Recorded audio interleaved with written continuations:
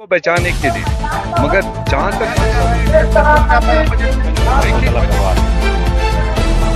आदिवासियों। नमस्कार, मैं हूं संजय ओझा और आप देख रहे हैं संजय ओझा ऑफिशियल। दोस्तों, आज देश हित में एक बड़ा अपडेट आया है। जो आम बजट की जो चर्चा थी वो अब आ चुका है। कई तरह की प्रतिक्रियाएं इस बजट को लेकर है। सरकार के जो लोग हैं 3.0 जो मंत्रिमंडल का, जो मोदी जी का जो मंत्रिमंडल है और इस बार की जो सरकार बनी है वो 3.0 के तहत काम कर रही है। निर्मला सीतारमण जो है वो देश की फाइनेंस मिनिस्टर है।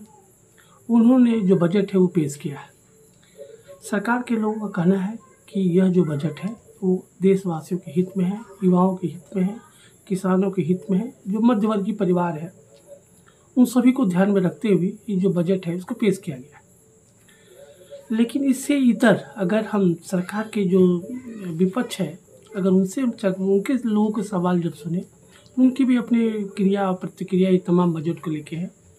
इसी कड़ी में हम बात करेंगे आज झारखंड प्रदेश के लीडर की, जो तमाम जो बड़े लोग हैं उन पे अगर हम चर्चा करें तो सबसे पहला वक्तव्य जो आया है वो कांग्रेस के जो यहाँ के प्रभारी हैं मीर गुलाम साहब, उनका क्या कुछ स्टेटमेंट आया है। उसी कड़ी में जो झारखंड प्रदेश कांग्रेस के जो अध्यक्ष हैं राजेश ठाकुर साहब, व्यक्तिगत तौर पर उनकी क्या कुछ इस बिंदु पे सोच है बजट को लेके, और साथ में कांग्रेस के एक और बड़े नेता हैं, ग्रामीण विकास मंत्री हैं इरफान अंसारी, उनका भी क्या कुछ स्टेटमेंट बजट को लेकर है। आइए आप भी सुनिए। बजट के ऊपर अगर हम लोग चर्चा करें तो बजट की को अगर हम समझना हो तो बजट क्या है।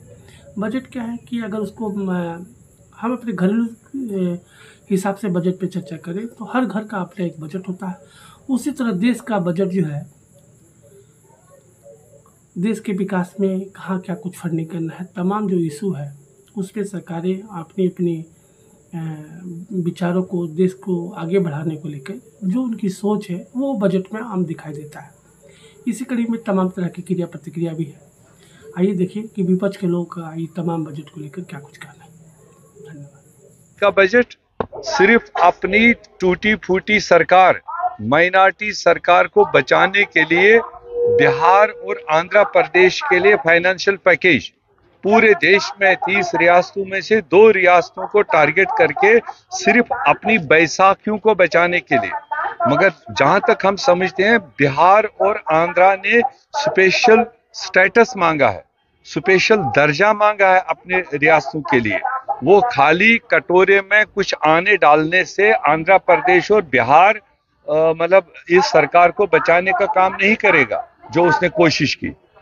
झारखंड सबसे पसमानदा प्रदेश है। झारखंड की जो तरक्की है वो उन्हें 10 साल से रोक रखी है, और जो भी सेंट्रल गवर्नमेंट के प्रोग्राम है वो यहाँ पर उसकी फंडिंग नहीं करते हैं। अगर यहाँ की सरकार खुद गरीबों के लिए मकान बनाने की स्कीम न बनाती, अगर खुद यहाँ की सरकार कांग्रेस जेएमएम की यहाँ के लोगों को पेंशन देने की बात नहीं करती, तो सेंट्रल गवर्नमेंट की तरफ से तो कोई फायदा नहीं। धन्यवाद। क्या लगा है, इसमें संतुष्ट आप हैं बजट से? देखिए, बजट पूरी तरह से बोगस है और सिर्फ 2 राज्यों पर उसमें फोकस किया गया है।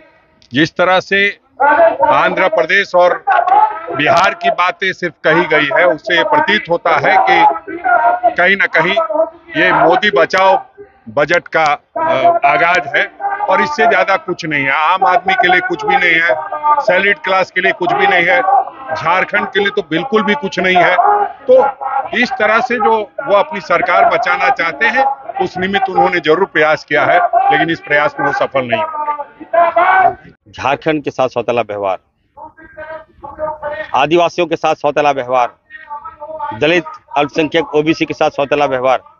हमारा राज्य गरीब हो सकता है, सरकार को चाहिए था, बड़ा बड़ा नेता यहाँ आते हैं, उत्थान करते हैं आप।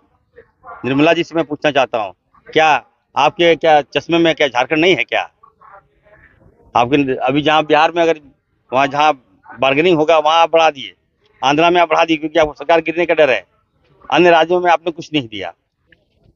इसलिए हम कह सकते हैं ये जो बजट है जो पेश किया गया है, ये लगता है स्क्रिप्ट कोई लिखा है तो अदानी अंबानी लिखा है। इस बजट से यदि कोई खुश हुआ है तो अदानी खुश हुआ है, इस बजट से यदि कोई खुश हुआ है तो अंबानी खुश हुआ है, आम जनता खुश नहीं हुआ है। ये बड़े पूंजीपतियों की बजट है जो बड़े बड़े कारखाने में जो सामान मिल रहा था उसको सस्ता हो गया होगा, वहाँ मोबाइल हो गया होगा सस्ता, टीवी हो गया होगा सस्ता। मैं निर्मला जी से, जो वित्त मंत्री फाइनेंस मंत्री से अगर बहुत अब हितैषी थे तो हमारा कर्ज माफ कर देते, हमारा बिजली बिल माफ करा देते, तब हम समझते। तो निश्चित तौर पर ये कहेंगे ये जो बजट है ये खोखला करने वाला बजट है, नीचा दिखाने वाला बजट है। सरकार में केंद्र सरकार